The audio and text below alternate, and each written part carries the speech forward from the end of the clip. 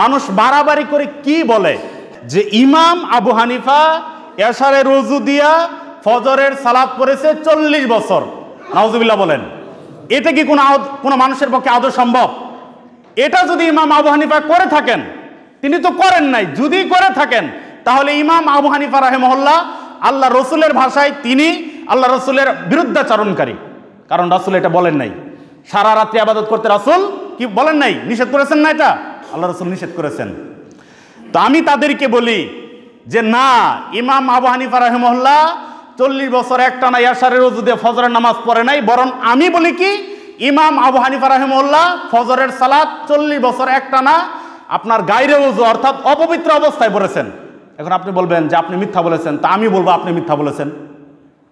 আপনি যদি আমাকে বলেন যে না, ইমাম আবু হানিফা অপবিত্র অবস্থায় নামাজ পড়ে নাই, তা আমি বলবো যে না, ইমাম আবু হানিফা এই 40 বছর একটানা একজন মানুষের পক্ষে এশারের ওযু দিয়া এই ঘন্টা, কত ঘন্টা হবে, 8টা থেকে আপনার 5টা পর্যন্ত, 8-9 ঘন্টা 10 ঘন্টা কোনো দিন কোনো মানুষের পক্ষে সম্ভব না। কিন্তু এটা বলতেছে আর জনগণ বলতেছে সুবহানাল্লাহ।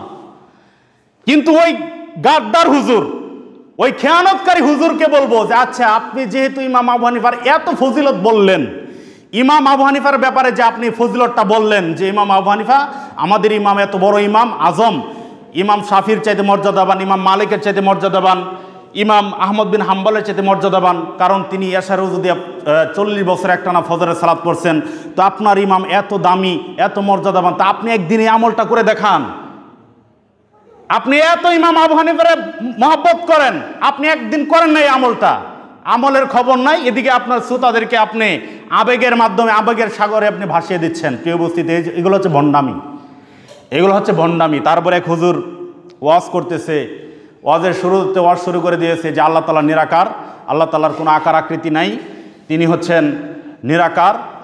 তারপরে আবার বলতেছে, ওয়াজের শেষে বলতেছে যে ইমাম আবু হানিফা রাহিমাহুল্লাহ আল্লাহকে 99 বার স্বপ্নে দেখেছেন। তো পাশে থেকে এক শ্রোতা একটু চালাক ছিল, সে বলল, হুজুর আপনার ওয়াজ কোনটা ঠিক? আপনার ওয়াজ কোনটা ঠিক? আপনি আগে বললেন যে আল্লাহর আকারই নাই, আগে বললেন যে আল্লাহর আকারই নাই, আর এখন বলতেছেন যে আবু হানিফা 99 বার স্বপ্নে দেখছে। এটা কেমন সম্ভব? আকার নাই যে জিনিস এটা স্বপ্ন দেখা যায়? আকার নাই যে জিনিস এটা স্বপ্নে দেখা যায়? এগুলো হচ্ছে ধোঁকাবাজি, এগুলো হচ্ছে প্রতারণা, ধর্মের সাথে প্রতারণা। এই জন্য আমরা যারা আমল করি আমাদেরকে যাচাই বাছাই করতে হবে।